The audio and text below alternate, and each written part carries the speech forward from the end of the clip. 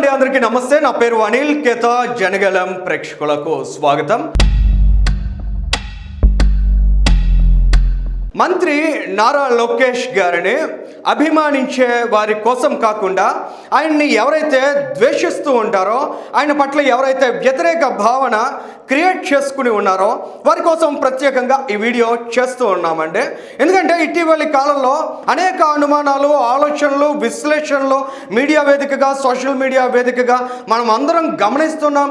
లోకేష్ గారికి ఎందుకు అంత ప్రాధాన్యత, లోకేష్ గారికి ఎందుకు అంత ప్రయారిటీ క్రియేట్ చేస్తున్నారు, ప్రధాని నరేంద్ర మోదీ గారు కూడా లోకేష్ పట్ల ఎందుకని స్పెషల్ ఇంట్రెస్ట్ తోటి మాట్లాడుతున్నటువంటి సందర్భాలను మనం గమనించగలుగుతున్నాం. ఇలాంటి అనేక ఆలోచనలకు ఏకైక సమాధానం లోకేష్ గారి యొక్క కన్విక్షన్, లోకేష్ గారి యొక్క కమిట్మెంట్, లోకేష్ గారి యొక్క కాన్ఫిడెన్స్, ఆయన యొక్క అంకిత భావం, ఆయన యొక్క పట్టుదల, ఆంధ్రప్రదేశ్ రాష్ట్రానికి ఒక ఉజ్వలమైన అద్భుతమైన భవిష్యత్తును క్రియేట్ చేయాలన్నటువంటి కళతో అవిశ్రాంతంగా ఆయన చేస్తున్నటువంటి ప్రయాణం.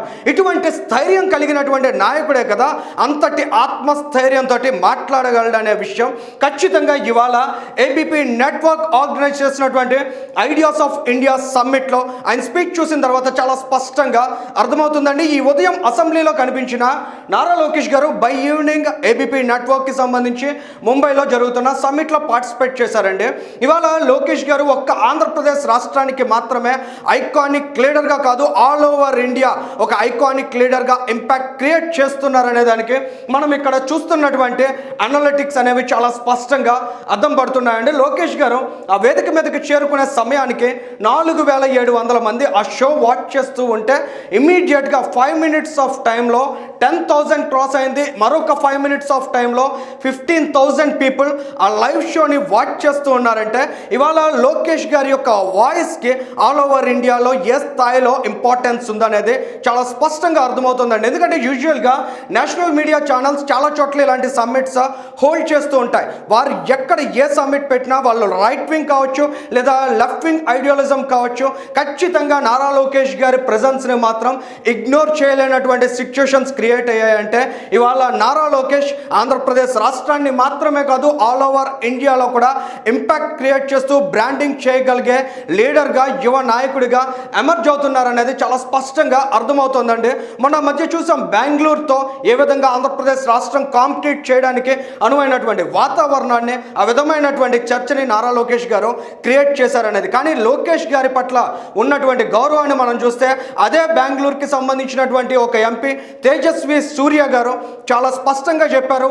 లోకేష్ గారి యొక్క ఇన్స్పిరేషన్, లోకేష్ గారి యొక్క చరిష్మా, లోకేష్ గారి యొక్క అప్రోచ్ అనేది ప్రతి ఒక్కరికి ఎన్నో అంశాలను నేర్పించగలదనే విషయాన్ని ఎక్స్ప్రెస్ చేయగలిగారండి. సో ఇవాళ ఈ వీడియోకి సంబంధించినటువంటి కాంటెక్స్ట్లోకి ఒకసారి మనం వెళ్ళినట్లయితే అనేక అంశాలని, అంటే కేవలం 20 నిమిషాల సమయంలో ఇన్ని విషయాల్ని సమగ్రంగా మనం వివరించవచ్చా అనేటువంటి అభిప్రాయం ప్రతి ఒక్కరికి కలుగుతుందండి. ఇవాళ ఆంధ్రప్రదేశ్ రాష్ట్రానికి సంబంధించిన ఒక విజన్ డాక్యుమెంట్ని ప్రొజెక్ట్ చేయడం మొదలు చంద్రబాబు నాయుడు గారి పట్ల ఇండస్ట్రీ పీపుల్లో ఉన్నటువంటి కాన్ఫిడెన్స్, ఇండియా అమెరికాకి సంబంధించినటువంటి ట్రేడ్ డీల్ మీద అభిప్రాయం, ఇంకా ఇటీవలి కాలంలో లడ్డు కాంట్రవర్సీకి సంబంధించినటువంటి చాలా టిపికల్ క్వశ్చన్స్కి ఆన్సర్ చేయడంతో పాటు బీజేపీని ఏదైతే యాంటీ సెక్యులర్గా టార్గెట్ చేస్తూ ఉంటారో దాని మీద ఎదురైనటువంటి ప్రశ్నలకు కూడా చాలా సమర్థంగా నారా లోకేష్ గారు ఆన్సర్ చేయడంతో పాటు ఇవాళ తిరుపతి లడ్డూకి సంబంధించి ఒక అంశాన్ని మనం గమనించినట్లయితే చాలా ఇన్స్పైరింగ్గా అనిపిస్తుందండి.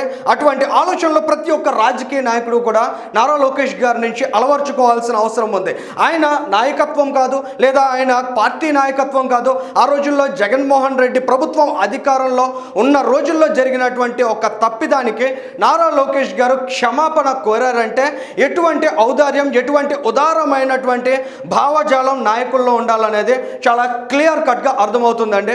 లోకేష్ గారు మాట్లాడినటువంటి, ఆయన స్పృశించినటువంటి కొన్ని అంశాలను మనం గమనించినట్లయితే ఇవాళ కేంద్ర ప్రభుత్వం ఆంధ్రప్రదేశ్ రాష్ట్రంలో ఉన్నటువంటి ఎంపీల సంఖ్యాబలం మీద ఆధారపడి ఉన్నటువంటి సిచ్యుయేషన్ చాలా స్పష్టంగా చూస్తున్నాం. దీన్ని ఎందుకు మీరు అడ్వాంటేజ్గా తీసుకోలేరు, దీని ద్వారా మీరు కేంద్రం నుంచి మీరు మరింత ఎక్కువ సాయాన్ని తెచ్చుకునేటువంటి ప్రయత్నాలు చేయొచ్చు కదా అన్నటువంటి ప్రశ్నకు లోకేష్ గారు చెప్పినటువంటి ఆన్సర్ ఒక్కసారి చూసినట్లయితే I believe in the power of collective federalism అన్నారండి. అటువంటి స్పిరిట్ అనేది ఇవాళ ఆంధ్రప్రదేశ్ రాష్ట్రంలో ఉన్నటువంటి లీడర్షిప్లో గమనిస్తూ ఉన్నాం కాబట్టి ఆల్ ఓవర్ ఇండియా ఇవాళ నారా లోకేష్ గారికి ఆ స్థాయి క్రేజ్ క్రియేట్ అవుతుందండి. ఆంధ్రప్రదేశ్ రాష్ట్ర ప్రజలకు సంబంధించినటువంటి అంశాల్లో మాత్రం మేము కాంప్రమైజ్ కాం. మా హక్కులను సాకారం చేసుకునే దిశగా ప్రతి ఒక్క హామీని నెరవేర్చుకుంటాం. అందులో భాగంగానే స్టీల్ ప్లాంట్కి సంబంధించి both central and state governments participation తోటి 15,000 to 16,000 crores మేర సాయాన్ని అందించగలిగాం. తద్వారా ఇవాళ స్టీల్ ప్లాంట్ రివైవ్ అయింది, అక్కడ ప్రాఫిట్ మేకింగ్ చూడగలుగుతున్నాం. తద్వారా మేము తిరిగి నేషన్ బిల్డింగ్కి కాంట్రిబ్యూట్ చేయగలుగుతున్నాం అనేటువంటి అంశాలను చెప్పడం ద్వారా ఏ విధంగా స్టేట్స్ అండ్ సెంట్రల్ గవర్నమెంట్కి మధ్య ఉండాల్సినటువంటి రిలేషన్ స్ట్రాంగ్గా ఉండాలి, ఎలాంటి ఆలోచనలతో ఆ బంధం బలంగా ఉంటుందనే అభిప్రాయాన్ని కూడా లోకేష్ గారు వ్యక్తపరిచారండి. ఈ విధమైనటువంటి ఆలోచనలు ఇవాళ రూపాయికే ఎకరా భూమి ఇచ్చేస్తున్నారు 99 పైసలకు అనేటువంటి ప్రచారం మీద కూడా నిజంగా ఒక ఐ ఓపెనర్ లాంటి ఆన్సర్స్ని నారా లోకేష్ గారు ఇచ్చారండి. ఏ విధంగా తాను ఇస్తున్నటువంటి భూమి ఏదైతే కేవలం రూపాయని మీరు అనుకుంటున్నారో 99 పైసలకు ఇచ్చేటువంటి భూమి ఇవాళ విశాఖ నగరాన్ని ఎలా ట్రాన్స్ఫార్మ్ చేయబోతోంది, ఇక్కడ ఏ విధమైనటువంటి అసెట్స్ క్రియేట్ చేయబోతోంది, ఇక్కడ ఏ రకమైన ఎంప్లాయ్మెంట్ క్రియేట్ చేయబోతోంది, మరీ ముఖ్యంగా ఎకానమీని ఏ విధంగా బూస్టింగ్ చేయబోతోంది అనే అంశాలను ఆయన చెప్పిన తర్వాత ప్రతి ఒక్క ఇండస్ట్రీ పీపులే కాదండి, పాలసీ మేకర్స్ కూడా ఆలోచించాల్సినటువంటి సిచ్యువేషన్ని నారా లోకేష్ గారు క్రియేట్ చేశారండి. కాగ్నిజెంట్ కి సంబంధించి లోకేష్ గారు ఇచ్చిన ఆన్సర్ చూడండి. First Davos, Ravi and I shook hands. Second Davos, we broke ground. By third Davos, they're going to complete the first building. And in so much of headwind with AI coming in, they're still going to create a campus that's going to create close to 25,000 jobs in Visakhapatnam. And this is Cognizant. Rough calculation, 1,500 crore economic activity per year to the state of Andhra Pradesh. Now, does it outweigh the price at which I sell the land to them? Absolutely. Yeah, when you get and the that's my back, competitive advantage. చూసారు కదండి, 25,000 ఉద్యోగాలతో పాటు ప్రతి ఏడాది 1,500 crores economic యాక్టివిటీని విశాఖపట్నంలో create చేయబోతున్నాం అనేటువంటి విజన్ని నారా లోకేష్ గారు express చేయడం ద్వారా 99 పైసలకు ఎకరా భూమి ఇచ్చారనే విమర్శలు చేస్తున్న ప్రతి ఒక్కరి ఆలోచనలకి కూడా ఫుల్ స్టాప్ పెట్టారనిపించిందండి. ఇంకా సిట్కి సంబంధించి సిట్ విచారణ, లడ్డు కాంట్రవర్సీ, తర్వాత సెక్యులరిజంకి సంబంధించినటువంటి అభిప్రాయాలు, అంటే ఇవాళ కేంద్ర ప్రభుత్వం ఎన్డీఏలో సేల్ అవుతున్నారు కాబట్టి నారా లోకేష్ గారు సెక్యులర్ అభిప్రాయాలను వ్యక్తపరచడం మీద కూడా వాళ్ళ నుంచి ఎదురైనటువంటి ప్రశ్నలు, వీటన్నిటికీ ఆయన ఏ విధంగా సమాధానం ఇచ్చారనేది కూడా ఒకసారి మీరు గమనించండి. I respect people the way I want to be respected. You are the quote-unquote secular Hindu, not like your alliance partner BJP.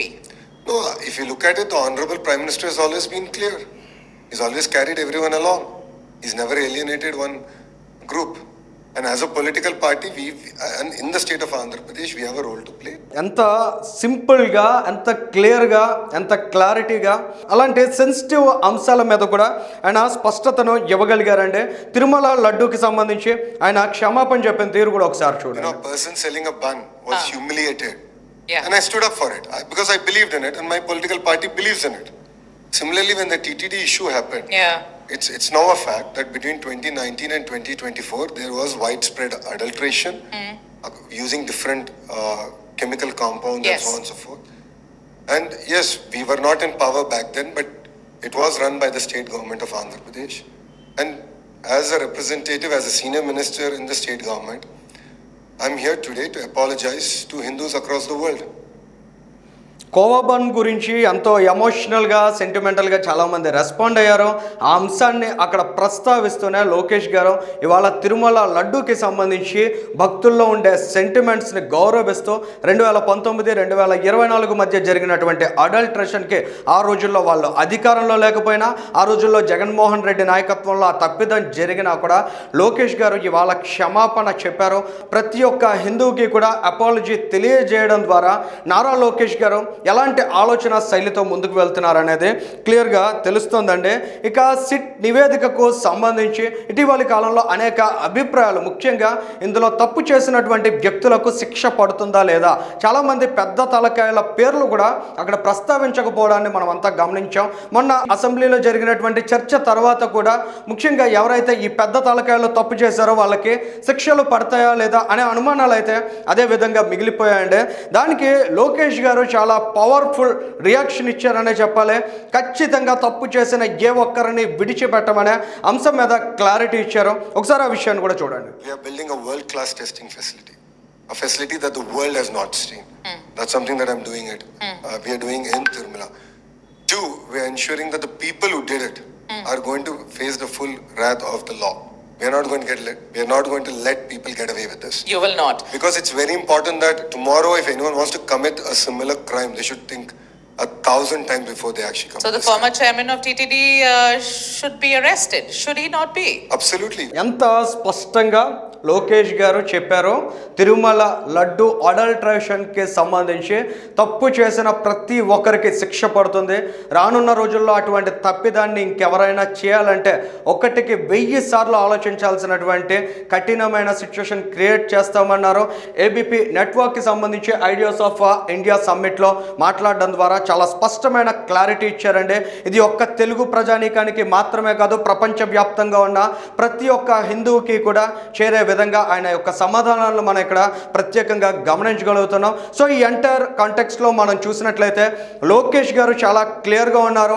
Andhra Pradesh రాష్ట్రం యొక్క డెవలప్మెంట్ ఎలా ఉండాలి, ఆంధ్రప్రదేశ్ రాష్ట్రం యొక్క పొలిటికల్ ఎజెండా ఎలా ఉండాలి, ఆంధ్రప్రదేశ్ రాష్ట్రంలో ప్రస్తుతం అధికారంలో ఉన్నటువంటి కూటమి ప్రభుత్వం ఏ విధంగా కేంద్రంలో అధికారంలో ఉన్నటువంటి ఎన్డీఏ ప్రభుత్వంతో కోఆర్డినేట్ చేసుకోబోతుంది. రానున్న రోజుల్లో కూడా వీరి మధ్య ఉన్నటువంటి బంధం మరింత బలంగా ముందుకు సాగే విధంగా లోకేష్ గారి యొక్క ఆలోచనలు తోడ్పాటునివ్వబోతున్నాయి. ఇలాంటి అనేక అంశాలకు చాలా స్పష్టమైన క్లారిటీ అయితే వచ్చిందండి. ఈ వీడియోకి సంబంధించి మీ అభిప్రాయాన్ని కూడా కామెంట్ చేయండి. Thank you.